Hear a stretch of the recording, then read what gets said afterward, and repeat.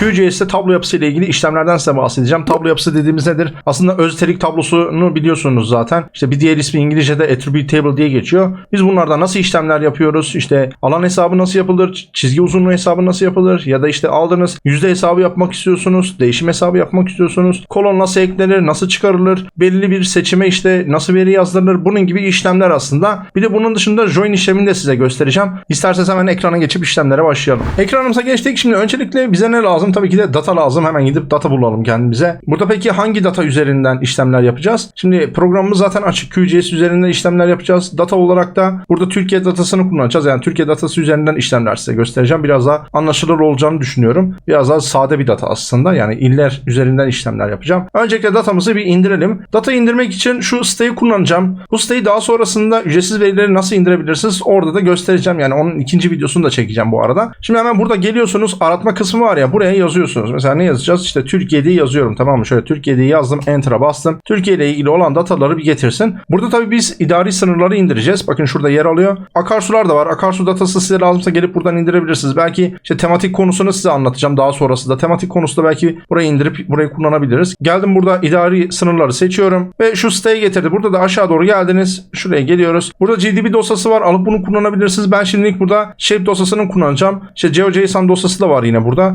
Buraya geliyorsunuz. Shape'in yanına geldim. Şurada download'a bastım. Biraz bekleyeceğim burada. İnmesini bekliyorum. İndirme işlemi başladı. Şu an tamamlandı. Bunda ne yapacağım? Tabii daha öncesinde indirdiğim için burada 0.1 diye yazıyor. Şurada da bir tane örneğini indirmiştim. Hemen bu video öncesinde bir denedim hani indirme yapıyor mu yapmıyor mu diye. Şunu bir imleç durumuna düşürdüm. Masa üstüne geldim ya. Buraya bir tane klasör öncelikle oluşturalım. Şuraya bir tane klasör oluşturuyorum. Yeni klasör dedim. Buraya da data diye yazdım. Siz istediğiniz herhangi bir ismi verebilirsiniz. Buradan indirilenlerden şu daha önceki indirdiğimi alacağım. Yani ikisi de aynı. Biraz önce indirmiştim. Zaten 25 dakika önce diyor zaten. Şuraya tuttum. Sürükle bırak yaptım. Şurayı bir imleç durumuna düşürdüm. Klasör içerisine girdim. Şimdi burası zip dosyası ya. Bunu ne yapıyoruz? Hemen sağ tıkladık. Buradan extract diyebilirsiniz ya da içerisine girersiniz. Şurayı bir çarpıyla kapatacağım. Tabii ben de ikinci ekrana açtı. Şuraya getireyim. Buradan isterseniz burayı da sürükle bırak yaparak buraya taşıyabilirsiniz. Ben şimdilik şöyle yapacağım. Sağ tıklayıp burada extract diyeceğim. Klasörüm buraya açılmış oldu. Bunun hemen içerisine girdik. Burada kullanacağımız sınırlar bakın şuradaki admin 1 diyor ya. Bunlar iyi sınırları. Bunu peki QGIS'te nasıl açıyoruz? Pratik bir yöntem olması için şunu yapabilirsiniz. QGIS'e geldiniz ya. Bu klasörümüzde şöyle sağa doğru çektiniz. Bakın shape diye yazıyor. Eğer bunlar sizde yazmıyorsa yukarıda görünüme gelin. Burada dosya adı uzantılarını tikini açabilirsiniz şuradan. Mesela sizde eski bir Windows varsa Windows 7 falan burada sizde yazmayabilir. Seçeneklere gelirsiniz. Burada klasör seçenekleri. Buraya tıkladınız ya. Şurada olacaktı. Bakın görünüme geliyorsunuz. Burada yazıyor. Bilinen dosya türleri için uzantıları gizle. Eğer buradan ayar yapıyorsanız şu tiki kaldırmanız gerekiyor. Yani gizleme dememiz gerekiyor. Bunu kaldırıyorsunuz. Buradan okey dediğinizde bunların hepsi gözükecektir. Shape'i tutup buraya sürükle bırak yapabilirsiniz. Şöyle gelir. Ya da nasıl yaparsınız? Gelirsiniz şu yukarıdan layer'dan. Burada add layer'a gelirsiniz. Add vector layer seçeneğimiz burada. Buraya tıklarsınız. Buradan vektör zaten seçili. Şurada var ya. Şu pencerede vektör dataset'ten şu 3 noktaya tıklayıp buradan da çağırabilirsiniz. Tabii bende şurada eğitim datası var. Buraya gönderdi. Buradan nasıl yaparsınız? Masa üstüne gelip işte datamın olduğu yere gideceğim mesela. Şuradan istediğiniz shape dosyasını seçip çağırabilirsiniz. Bunun bir tık daha pratik yöntemi yani aslında klasörden taşımak biraz daha pratik geliyor bana ama şöyle de yapabilirsiniz. Burada bir tane ikonumuz var değil mi? Butonumuz var daha doğrusu. Open Data Search Manager diye yazıyor.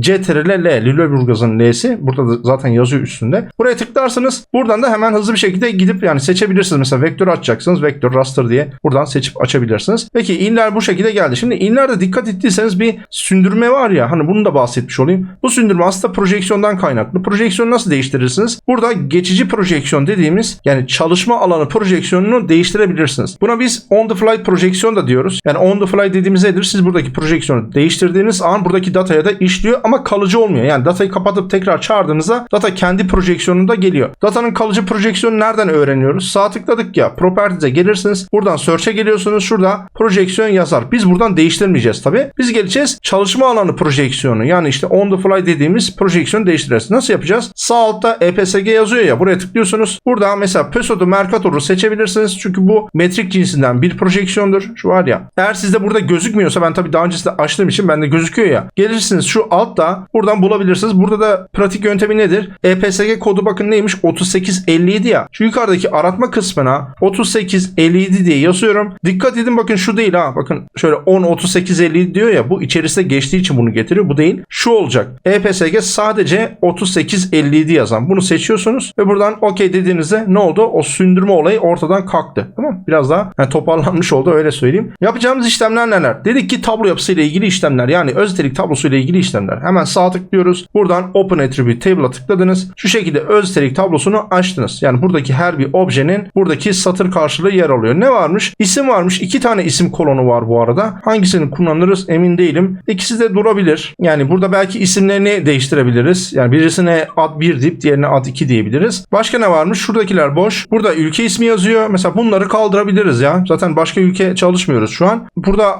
toplam alan hesaplanmış. Bunu da silebiliriz. Mesela biz kendimize göre hesaplamak istiyoruz. Kilometre kare olarak hesaplanmış burada. Yani km diye yazıyor. Şu SQ dediği kare anlamına geliyor. Başka ne varmış? Şöyle biraz daha kaydırdık. Başka da yani burada işimize yarayan bilgiler var mı? Yok. Burada işte koordinatlar varmış. Biz mesela burayı biraz daha sadeleştirmek istiyoruz. Öncelikle bununla başlayalım. Nasıl yapıyorsunuz? Gelip buradan editing'ini açıyorsunuz. Tamam mı? Şu var ya kalem butonu. İster buradan yapın, isterseniz de gelip şu yukarıda bakın kalem butonu burada da var. Buraya da tıklayabilirsiniz. Bu da olur. Daha sonrasında editing'ini yani açtık şu an değil mi? Geliyorsunuz şurada bakın ikonlarımız var. Şu ilk başta olan, tamam mı? Şöyle geleyim de şuradan göstereyim. Şu ilk başta olan New Field diye seçenek var ya, bu yeni kolon ekler. Biz yeni kolon eklemeyeceğiz. Biz mevcut olanı sileceğiz. Delete Field diye yazıyor ya. Buraya tıklıyorsunuz. CTRL L kısa yolu. Buraya tıkladınız. Şuradakiler geldi ya. Bunları mesela seçip sileceğim. Şöyle. Yani CTRL tuşunu basmıyorum şu an. Direkt mouse'la seçim yapabiliyorsunuz. Çoklu seçim. Bunları şöyle seçtik. Bunları şöyle seçiyorum. Seçtim. Şu name 1-2 kalabilir. Hatta şöyle bakayım bir. Ya şu name 2'yi de sileceğiz. Şu ilk baştaki 1-2 kalacak. Ona biraz sonra karar vereceğiz. Okey tıklıyorum ya. Ne oldu? 2 tane kolon sadece kalmış oldu. Diğerleri temizlendi. Hemen ne yapıyoruz? Kaydete basıyoruz. İsterseniz gelip şuradaki kaydet butonunu da kullanabilirsiniz. Yani 2 yerde de var. Peki devam ediyoruz. Kolonları şimdi 2'ye indirdik. Burada hangi kolonu kullanacağız? Şimdi kolon niye önemli burada? Çünkü join yaparken buradaki il isimlerini kullanacağız, tamam mı? Şöyle bakıyorum il isimlerinde. Yani aslında her ikisi de kullanabilir. Şimdilik dursun. Mesela Uşak'ta şurası Uşak yazıyor. Burası Usak yazıyor. Ama şuradaki kolonda da mesela Sivas falan yazıyor mu? Yazıyor aslında. Yani şöyle tıkladığımda Sivas yazıyor. Neyse şöyle bir kalsın. Biz bunları bir ikisini de kullanırız join yaparken. Devam ediyoruz. Bir de buradaki kolon başlıklarını değiştirmek istiyoruz. Nasıl yapıyoruz bunu? Editing'imiz açık burada. Katman üzerine geldiniz. İster çift tıklayın, isterseniz de sağ tıklayın. Buradan Properties deyin. Şu şekilde pencereye geldik ya. Buradan aşağı doğru geliyorsunuz. Bakın Field diye seçeneğimiz var. Buna geliyorsunuz. Eğer ki editing'iniz açık değilse buradan da açabiliyorsunuz bu arada. Zaten şu an açık. Sonrasında kolon üzerine geldiniz. Buraya mesela adı 1 diyelim. Adı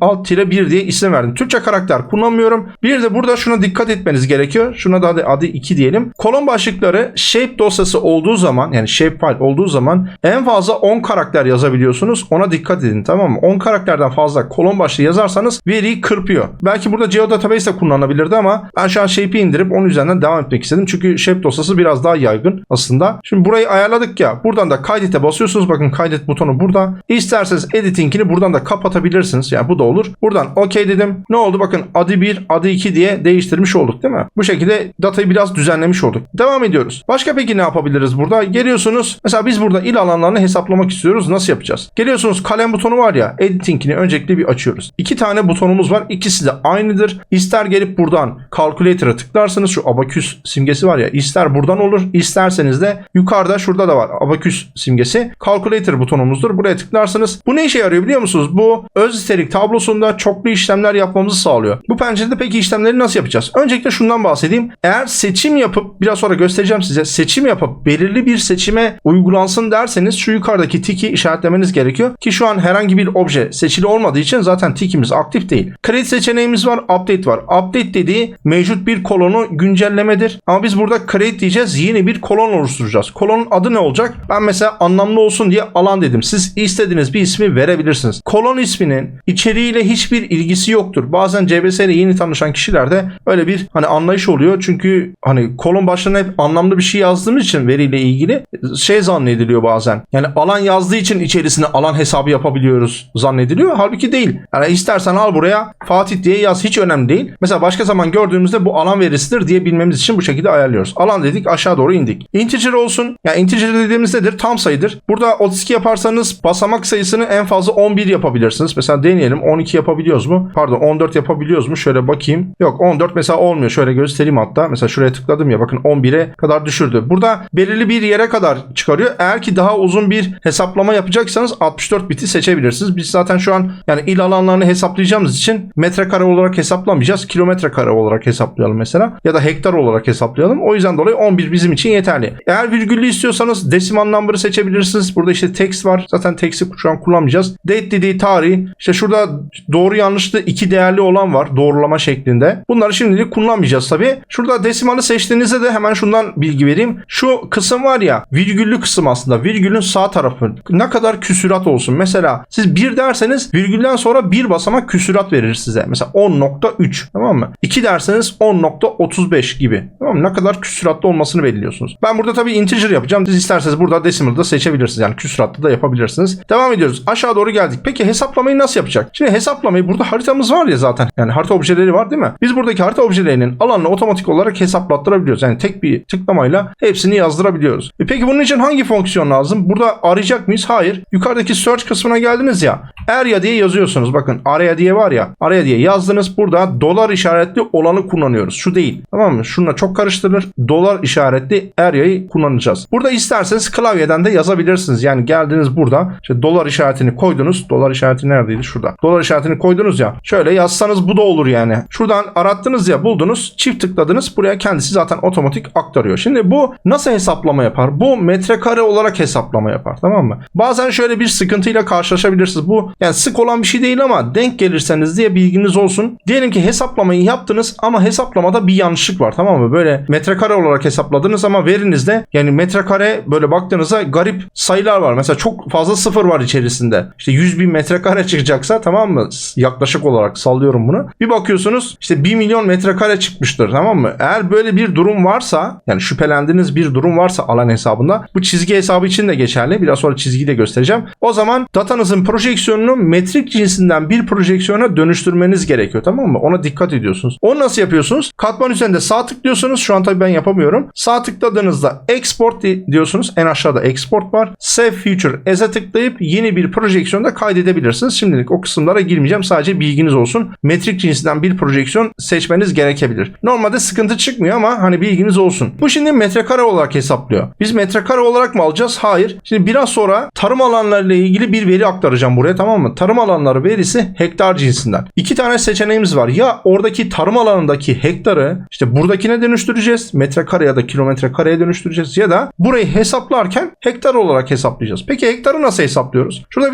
bir not defteri oluşturdum. Bakın şöyle formül şurada ya. Eğer dekar olarak hesaplıyorsanız bölü 1000 yapıyorsunuz. Hektar olarak hesaplıyorsanız bölü 10.000 yapıyorsunuz. Kilometre kare ise bölü 1 milyon yapmanız gerekiyor. Ben oradaki değeri kopyaladım, buraya yapıştırdım. İsterseniz bölü deyip yani buraya 10.000 yazabilirsiniz, tamam. Aşağıda OK tıklıyorum. Ne oldu? Bütün illeri hektar olarak hesapladı. Hemen unutmuyoruz. Kaydede tıklıyoruz ki kayıtlı olarak kalsın. Burada işlemler yaparken ara ara kaydedin. Program kapanabilir, bilgisayarınız kapanabilir. Yani mavi ekran verir. O yüzden dolayı ara ara kaydetmenizi kesinlikle öneriyorum. Mesela kolon sıralaması yaptığımızda en fazla il hangisiymiş? Yani alansal olarak, büyüklük olarak Şanlıurfa geldi. Tabii Şanlıurfa bizi burada yanıltmasın. Şu an biz 8. satırdayız. Ne yapacağız? Şurayı yukarı doğru kaydıracağız. Bakın şuradaki imleç var ya. Bazen çünkü şöyle ortada oluyor. Kişi bunu fark etmiyor. Şuraya tıklıyor. Diyor bu yanlış çıktı. Hayır, yanlış değil. Yukarı doğru kaydırdınız. En yukarı çıktık. Bakın Konya zaten en büyük olması gereken bu. Sonra Sivas, Ankara diye gidiyor. Tamam mı? En küçük hangisi? En küçük de Yalova. Şu an hektar olarak hesapladık. Devam ediyoruz. Biraz sonra çizgiyi de göstereceğim size. Çizgide peki hangisini kullanıyoruz? Çizgide de hatta şimdi burada göstereyim ya. Çizgi içinde şunu yapıyorsunuz. Geliyorsunuz yine burada kolon isimlerini falan ayarlıyorsunuz. Eğer objeniz çizgi ise. Çizgi uzunluğunda da length'i kullanıyorsunuz. Şu dolar işaretli length var ya. Bunu kullanıyorsunuz. Bu da yine metre olarak hesaplar. İşte kilometre istiyorsanız kilometreye dönüştürebilirsiniz gibi. Yani bölü deyip işte ne kadar yazmak istiyorsanız yazıp oradan kilometreye dönüştürebilirsiniz. Hesaplamayı yaptık. Devam ediyoruz. Buradaki editing'i kapattım. Buraya mesela verileri biz join yapmak istiyoruz. Toplam işlenen tarım alanını indireceğiz. Verisini bulacağız. İndireceğiz. Buraya aktaracağız. Ve alanın yüz ölçümüyle oranlayacağız. Tabii ki de normalde böyle bir işlem için dümdüz yani ilin yüz ölçümüne toplam tarım alanını oranlamak çok doğru değildir. Neden doğru değildir? Yani yaklaşık bir fikir verir ama şimdi engebeli araziler var mesela. Engebeli arazide siz tarım yapabilir misiniz? Hayır, yapamazsınız. İşte yerleşim alanları var mesela. Onları da yine çıkartmak gerekiyor. Yani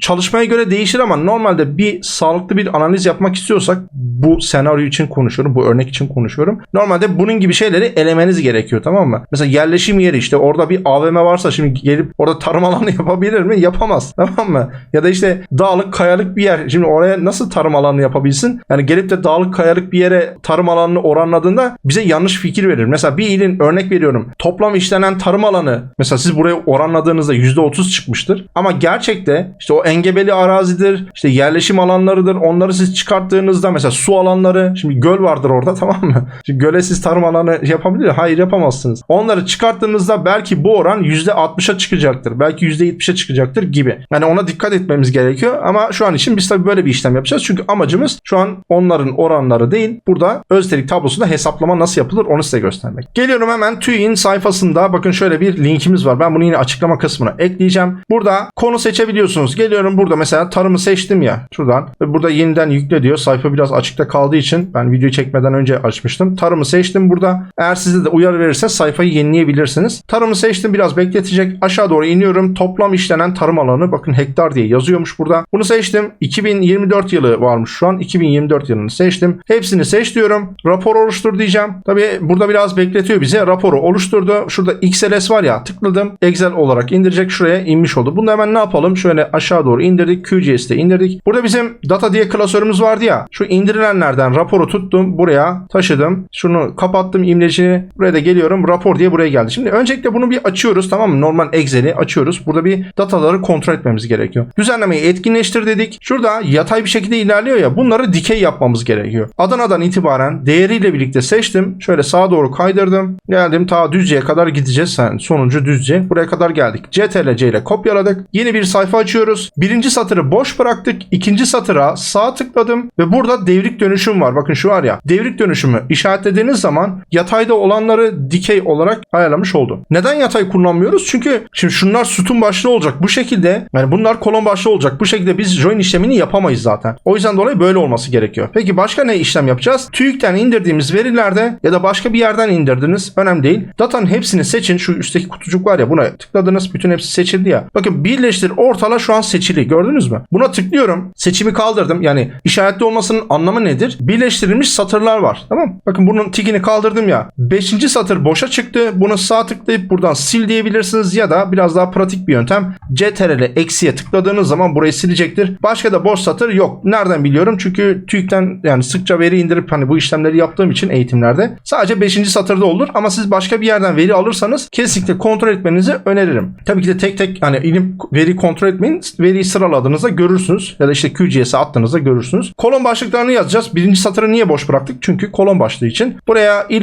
adı diyeceğim. İl alt tire adı diye yazdım. Türkçe karakter burada kullanmayacağım. Çünkü biraz sonra QGIS'te açıp hani işlem yapacağız. Türkçe karakter kullansanız da bir problem olmuyor ama genellikle çok alışmanızı önermem. Çünkü başka analizlerde sıkıntı yaratabilir. Başka programlara veri atmanız gerekebilir. O yüzden dolayı çok alışmanızı önermiyorum. Bir de şöyle bir durum oluyor. Mesela alışıyorsunuz ya, Türkçe karakter sürekli kullanıyorsunuz. Sonra başka bir programda ya da bir analizde hataya denk gelirsiniz. Türkçe karakterden olduğunu hiç aklınıza bile gelmez yani. O sıkıntıları çok yaşadık. Yani teknik destek de daha öncesinde verdiğim için biliyorum bu durumları. Daha sonrasında geldim B sütununa. Buraya da ne diyelim? T alt tire işlenen diye yazdım. Yani toplam işlenen diyebilirsiniz, tarım işlenen diyebilirsiniz gibi. Çok fazla uzun yazmıyorum burada çünkü shape katmanı dediğim gibi 10 karakterden fazla almıyor. Peki sütunu seçiyorum burada, tamam mı? Bir de burada şu ayarı yapacağız. Yani sütunu niye seçiyorum? Hemen onu da göstereyim. Dikkat ettiyseniz basamak ayırıcı var. Ama buradaki basamak ayırıcı normalde hayali bir noktadır. Tamam mı? Basamak ayırıcı. Ya da işte sizin bilgisayar ayarınıza göre virgül de olabilir. Tabii bu değişebilir. Fakat buradaki bakın fiziksel bir nokta. Yani gelip burada basamak ayırıcı normalde benim seçememem lazım. Tamam. Ama seçebiliyorum. Demek ki ne bu? Fiziksel bir nokta, yani buraya bildiğiniz nokta konulmuş. O yüzden dolayı benim ne yapmam lazım? Burayı komple seçiyorum ya. Gelip bunun altında değiştir var. Kısa yolu CTRL-H. Hatay'ın H'sidir.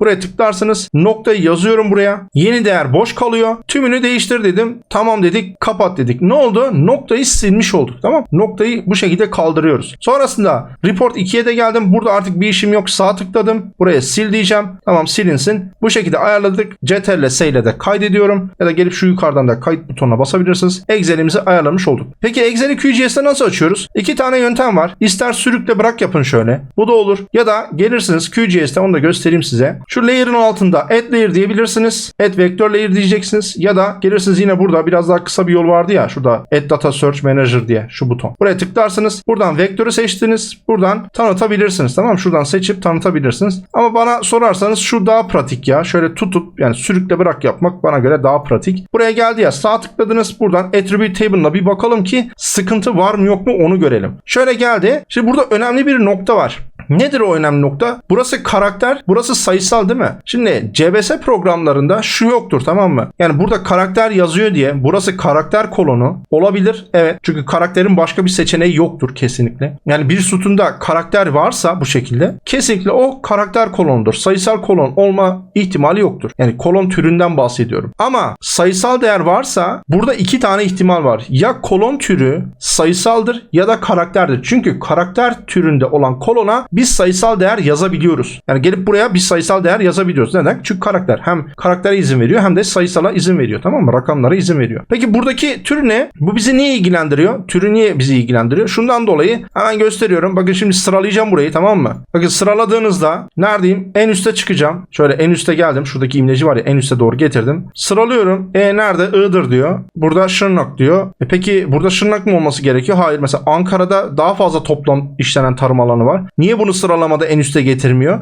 Neden getirmedi? Çünkü burası sayısal bir kolon değil. Nereden anlıyorum? Bunu iki şekilde anlayabilirsiniz. Birincisi, bakın şurada organize kolon diye seçenek var ya. Organize kolon diye. Buraya tıklarsınız. Şurada gördünüz mü? ABC yazıyor. Bu karakter. Bakın bu da ABC yazıyor. Eğer sayısal kolon olmuş olsaydı burada 1, 2, 3 diye yazardı. Buradan anlayabilirsiniz. Ya da gelirsiniz. Excel'imiz buradaydı ya. Bakın Excel'i açıyorum. Bakın şunlar neymiş? Şöyle bir tanesini seçtim. Genelmiş. Genel bırakırsanız bunu açtığınızda genellikle bunu karakter olarak algılar. İki tane seçeneğiniz var. Ya gelirsiniz burada şunu yapabilirsiniz. Bütün sütunu seçtiniz ya. CTRL tuşunu basılı tutuyorsunuz. Birinci satırı bıraktınız. Şu an birinci satırı tıkladım. CTRL tuşunu basılı tutup. Şu an seçimi kaldırdım. CTRL'yi bıraktık artık. Gelip buradan genelden burayı sayı yapabilirsiniz. Sıfırlar geldi ya. Buradan sıfırları gizli yapabilirsiniz şu şekilde. Sayıya dönüştürüp kaydedip bu şekilde açabilirsiniz. Bu da olur. Ya da hiç bununla uğraşmazsınız. Artık QGIS'e attık ya. QGIS'te bu işlemi yaparsınız. Şimdi QGIS'te de bunun üzerinde şu rapor 1 diyor ya, bu bizim Excel dosyamıza bağlı. Editing'ini açıp işlem yapamazsınız çünkü Excel'e bağlı dedik, yani salt okunur. Bunu peki nasıl yapacağız? Zaten join yapacağımız için yani buradaki veriyi buraya atacağız. Tamam mı? Buraya atacağız ki toplam alanla işte yüzdeliğini hesaplayabilelim. Ama eğer atmıyor olsaydık o zaman bunun salt okunurluğunu yani Excel'le bağlantısını nasıl koparıyoruz? Sağ tıklıyorsunuz. Buradan export save future as deyip burada işte S3 shapefile olarak kaydedip file name'den dosya konumunu seçip kaydedebilirsiniz. O zaman editing'ini açıp üzerinde işlemler yapabilirsiniz. Biz şu an buna gerek duymuyoruz çünkü zaten amacımız burayı alıp buraya aktarmak, yani buradaki veriyi buraya aktarmak. Zaten buradaki tabloyla bir işimiz kalmıyor. Yani rapor ile bir işimiz kalmıyor. Peki join'i nasıl yapıyoruz? Join'de önemli olan iki tane nokta var. Ben burada tabii kolon eşleştirme yöntemini göstereceğim join'de. Bir de coğrafya eşleştirme var. Onu tabii bu videoda göstermeyeceğim. Yani belki daha sonra başka bir videoda gösteririm size. Çünkü çok fazla uzayacak. Kolon eşleştirme dediğimiz nedir? Kolon eşleştirme şudur.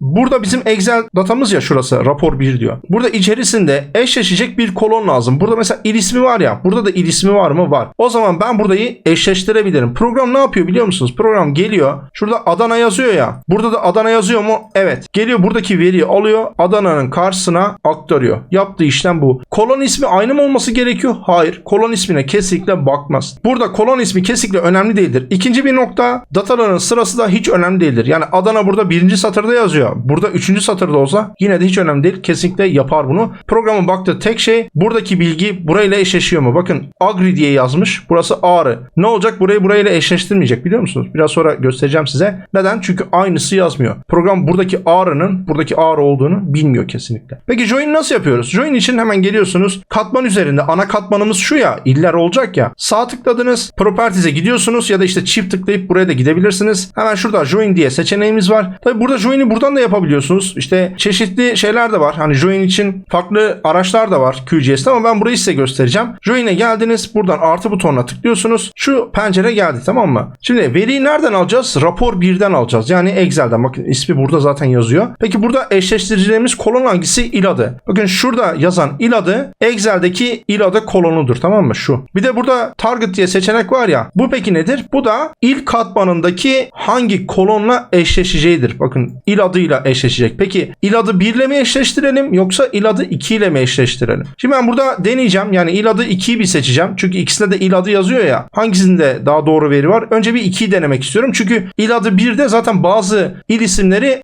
hatalıydı işte. Agri diye yazıyor mesela. Ağrı diye yazması lazım. Agri diye yazıyor gibi. Bunu seçtim. İl adı 2 ile bir denemek istiyorum. Burayı değiştirmiyorsunuz. Aşağı doğru geldiniz. Joined field diye seçeneğimiz var ya. Bunu işaretlediniz. Burada da diyor ki hangi kolonları aktarmak istiyorsun? T işlenen var ya, bunu aktarmak istiyoruz. Yani Excel'deki T işlenen kolonu al. Buradaki il katmanını aktar. İl katmanı olduğunu nereden biliyor? Çünkü biz iller üzerine sağ tıklayıp properties'ini öyle açtık. Aşağı doğru geldik. Burada da custom diye seçenek var ya. Bunu da tikini atın. Şunu silebilirsiniz. Bu ne işe yarıyor biliyor musunuz? Bu aktarılan kolonlara katmanın ismini yazdırıyor. Bakın rapor 1 diye katman ismi ya. Bizim buna ihtiyacımız var mı? Hayır. Bunu istemiyoruz. Yani kolon başlığında katmanın, layer'ın adı yazsın istemiyoruz. Bunu da sildik. OK dedik. Buraya da yine OK diyeceğim. Ne oldu? Şuraya bakın, aktardı. Şu üstte tur admin 1 diyor ya. Bu bizim il sınırlarımız. Buraya aktarmış oldu. Bazılarını aktarmamış. Neden? Çünkü Adıyaman yazıyor. Bakın Adıyaman olması lazım. İşte Afyonkarahisar'mış. Ağrı'yı aktarmamış. Ağrı ikisinden de mesela hatalı yani burada. Birisinde Ağrı diye yazıyor. Birisinde Agri diye yazıyor. Bitlis'i yine aktarmamış. Çünkü öz şeklinde yazıyor. Bunları peki nasıl yapıyoruz? Bunları şöyle editing'ini açarsınız. Bunları mecbur düzenleyeceğiz. Mesela Afyonkarahisar diyor ya. Afyonkarahisar neden burada yokmuş? Şöyle bakayım. Afyonkarahisar. Aslında bunu eşleştirmesi lazım. Evet, Afyonkarahisar'ı niye eşleştirmemiş? Çünkü burada da Afyonkarahisar diye yazıyor. Çok ilginç. Burayı bir tekrardan yazmak istiyorum ya. Afyonkarahisar diye yazdım. Tamam mı? Şöyle yazdım. Şu Ağrı'yı bir düzelteceğim. Bunları mecbur bu şekilde düzeltmeniz gerekiyor. Yani ister burayı düzeltin ister burayı, ama ben buradaki veri zaten hatalı olduğu için buradakileri değiştirmeyi tercih ederim. Adıyaman diyor. Adıyaman yapacağım. Yani şurayı pardon yapamadık. Yanlış oldu. Şurayı I yapacağım. Tamam mı? Şöyle yaptık. Mesela buradaki birkaç tanesini değiştirdik ya. Hadi Artvin'i de değiştirelim. Şunları bir hızlı bir şekilde yapıp hemen geliyorum. Şimdilik bu kadarını yaptım. Yani bazılarını, çoğunu yapmadım. Çok da fazla vakit kaybı olsun istemedim. Tamam mı? Diğerlerini yapmadım. Şuraya kadar falan yaptım. Aslında buradaki isimler biraz eşleşiyor gibi ama neyse, biz il adı 2'yi kullandık. Aslında şurası daha mı iyiydi ya? Şöyle bakayım da. Aslında 1'e göre yaparsak biraz daha fazla eşleşecek gibi ya. Bir denemek istiyorum. Mesela burada düzenleme yaptık ya. Onu hemen önce bir göstereyim. Düzenleme yaptım. Gelip burada kaydete basıyorum. Editing'ini kapattım. Editing'ini kapattığım an şurada yenile butonu aktif olur. Buraya bir defa tıklarsanız ne yaptı? Bakın şunları getirdi, gördünüz mü? Yani düzelttiklerimi buraya join yapıp getirmiş oldu. Ben ama şunu bir denemek istiyorum. Yani gelip şunun üzerine çift tıkladım. Şurada join'e geldim ya. Buraya çift tıkladım. Şu pencere geldi ya. Burada ben şunu seçeceğim. Adı 2 seçiliydi ya. Adı 1 diye seçtim. Bir de bununla denemek istiyorum. Şuradan OK dedim. Buraya bir OK diyeceğim. Evet, burada biraz daha sanki fazla eşleştirdi. Ama yine eşleşmeyenler var. Yani eşleşmeyenleri ben artık şu an bir düzeltme yapmayacağım. Yani gelip buraya işte yazıp editing'ini açıp düzeltmemiz gerekiyor. Ama adı 1'de de yine yani çoğunlukla eşleşmiyor. Ama biraz öncekine göre sanki daha fazla eşleşen var. Bunları artık ben düzeltmeyeceğim. Join işlemini yaptık ya. Sonrasında şu rapor 1'i şimdilik kalabalık olmasın diye çarpıyla kapattım. Burayı da şöyle tuttum. Kenara doğru çektim. Haritada da biraz geriye doğru çıktım. Şimdi bu kayıtlı değil, tamam mı? Siz buradan ne kadar kaydete basarsanız bu şu an kayıtlı değil. Bunu nasıl yapıyorsunuz? Gelip üzerine sağ tıklıyorsunuz. Buradan Export Save Future As'e tıklıyorsunuz. S3 Shapefile olarak mı olsun? Evet. GeoPackage de yapabilirsiniz. File Name'e geldik. File Name'den 3 noktaya tıklıyoruz. Nereye aktarsın? Masaüstü data klasörüne gideceğim. Buraya iller diye isim verdim. Kaydet diyorum. Buraya da yine OK diyeceğim. Ne oldu? Bakın iller diye geldi. Şu tur admin 1 ile artık bir işim yok. Bunu buradan seçtim ya. Remove'a basıyorum. Şöyle kaldırdım. Şu rapor 1 ile de bir işim yok. Yine Remove'a basıyorum. Şuradaki buton var ya. Şu şekilde kaldırdım. İller geldi. Sağ tıkladınız. Buradan Open Attribute Table diyeceğim. Bakın artık verilerimiz burada toplam işlenen diye geldi. Şimdi geriye ne kaldı? Geriye hemen şunu yapacağız. Editing'ini açıyoruz. Yüzde hesabını yapacağız. Editing'ini açtık. Calculator butonumuz burada. Yukarıda da vardı zaten. Calculator'a geldiniz. Şu pencere açıldı. Hemen kolon başlığına ne yazacağız? Yüzde diye yazıyorum şöyle, tamam mı? Yüzde diye yazdım. İstediğiniz bir ismi verebilirsiniz. Ben bunu tabii biraz küsuratlı yapacağım. Desimanı seçtim. Burada küsuratta bir basamak olsun. Daha fazla olmasın. Yüzde hesabını nasıl yapıyoruz? Yüzde hesabını eğer karıştırıyorsanız, yani karıştıranlar olabiliyor. Hemen onu da göstereyim. Bakın şöyle bir site var, tamam mı? Yüzdegen.in diye sitesi var. Başka siteler de var ama ben burayı daha çok seviyorum. Genellikle eğitimlerde burayı gösteriyorum. Yani karıştırıldığında. Çünkü mesela değişim yüzdesi falan var. Onlar bazen karıştırılabiliyor. Burada 20 yazdım. Buraya 50 yazdım. Bunlar tamamen temsili örnek rakamlar. Tamam mı? Şuradaki 20 olan ne biliyor musunuz? Bu bizim toplam işlenen tarım alanı olsun. Yani tarım alanı sayısı, il yüz ölçümü sayısının yüzde kaçı? Yani 50 dediğimizde ilin yüz ölçümü olacak. Şuraya hesapladı ya. Şuradaki birinci soru işaretinin üzerine gelirseniz size formülü veriyor. Bakın 20 bizim neydi? Tarım alanıydı değil mi? Tarım alanı çarpı demiş 100 diyor bölü il alanı olacak. Yani 50'de il alanı diye temsili yazdık ya. 50'de il alanı olacak. Şurada formülü gördük. Hemen geliyoruz şuraya. Öncelikle kolonu seçeceğiz. Kolonlarımız nerede? Şu field and values seçeneği var ya. Buraya geliyorsunuz. Burada kolonu aktaralım. Kolonumuz ne olacak? Toplam işlenen. Çift tıklıyorsunuz. Bakın buraya aktardı. Gördünüz mü? Çarpı koyacağız. Çarpı burada x değildir kesinlikle. Yıldız işaretidir. Yıldızı ekliyorsunuz. Eğer klavyenizden yıldızı bulamazsanız şurada yıldız var. Şu. Yıldızı ekledim. Sonrasında ne yapacağım? Hemen 100 yazıyorum. Sonra bölü diyeceğiz. Bölü de yine burada var. İsterseniz klavyeden de ekleyebilirsiniz ve alan ekliyorum. Alan neydi burada? Toplam il alanı. Buraya ekledik. Sonrasında burada OK diyorsunuz. Ne yaptı? Yüzdeyi hesapladı. Buradan da kaydet dediniz. Editing'ini artık kapatabilirim. Tabi verisi olmayanları burada hesaplamadı. Mesela sıralayalım şöyle. Sıraladım. Bakın şöyle sıraladım ya. Burada yüzdeleri görebilirsiniz. Bir de burada şöyle önemli bir nokta var. Hemen orayı da atladım. Orayı size göstereyim. Burada hesaplamayı doğru mu yapmış? Şöyle bakalım. Mesela %56 diyor ya. Yani hemen hemen yarısı kadar toplam işlenen tarım alanı varmış. 613.000 diyor burası. Burası 343.000 diye yazmış. Yani hemen hemen doğru bir şekilde çıkartmış oldu. Emin olmak istiyorsanız buradaki değerleri alıp biraz önceki yüzde sitesine de yazıp bakabilirsiniz. Burada mesela aşağı doğru geldik. Tabi burada sıfır olanlar var. Yani bunları tamamlayıp aslında yüzde hesabını yapsak daha iyi olacak. Mesela Rize'de toplam işlenen tarım alanı şu kadar gözüküyor. Daha azmış gibi. Peki burada biz neyi unuttuk? Hemen onu size göstereyim. Şimdi diyelim ki siz bunun tematik haritasını hazırlamak istiyorsunuz. Tamam mı? Hemen göstereyim size. İllere geldiniz ya. Çift tıkladım burada. İster sağ tıklayıp Properties'de diyebilirsiniz. Sembolojiye geliyorsunuz. Burada işte kategori olan var. Mesela kategori değil de şurada graduated diyor ya. Buraya tıklıyorsunuz. Bu aralıklı tematik harita hazırlar. Mesela benim amacım şu. Örnek veriyorum. Toplam işlenene göre tematik harita hazırlamak istiyorum. Tıkladım. Şu value kısmında kolonları seçeceğim ya.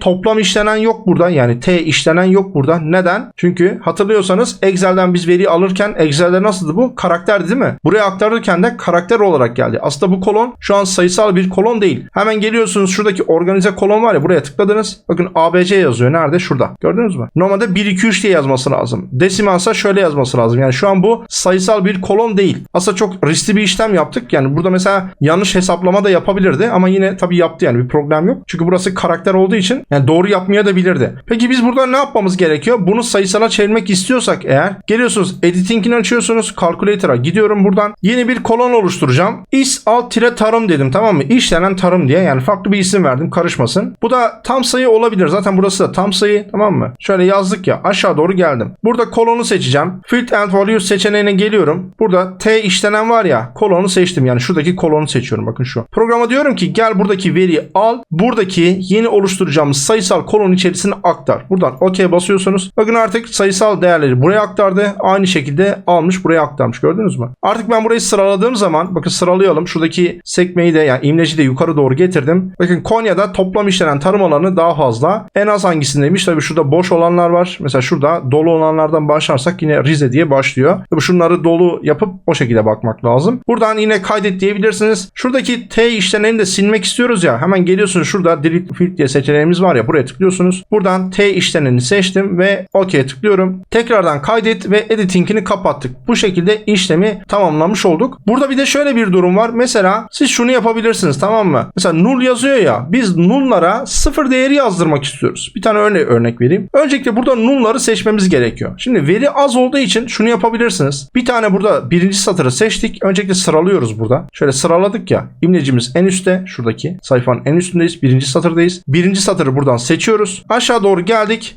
Nereye kadarmış? Şuraya 31'e kadar değil mi? Shift'i basılı tuttum. Buraya kadar seçtim. Bunu yapabilirsiniz ya da gelirsiniz. Sorgu konusunu aslında başka bir videoda işleyebiliriz. Şu yukarıda Selection Toolbar diye bir tane toolbarımız var. Bu eğer sizde açık değilse, şu sarı ikonlu olanlar var ya. Sağ tıklarsınız. Burada Selection Toolbar'ı seçip açabilirsiniz, tamam mı? Ben şuraya taşımışım. Bunu isterseniz tutup istediğiniz yere taşıyabilirsiniz. Eski yerine getireceğim şöyle. Burada da ikon eğer ki şöyle gözükmüyorsa sizde, buraya tıklarsınız. Select Features by Expression diyor ya, buraya tıklıyorsunuz. Eğer ikonunuz bu şekildeyse, yani simgeniz bu şekildeyse buraya tıklayabilirsiniz direkt üstüne. Burası geldi ya. Buradaki mantık şöyle çalışır. Hangi katman seçiliyse seçimi orada yapar. Şu an tek katman olduğu için yani zaten direkt bunu yapıyor. İsmi de şurada yazar. Bakın şurada iller diye yazıyor. Boş olanları seçmek istiyoruz. Boş olanları nasıl seçiyoruz? Öncelikle kolonu aktaracağız burada, tamam mı? Field and Values seçeneğine geldik ya. Is tarım diye buraya çift tıkladım, buraya attım ya. Buraya is büyük harflerle null diye yazıyorum. Bu şekilde null olanların hepsini seçip getirecek. Şurada da select features var.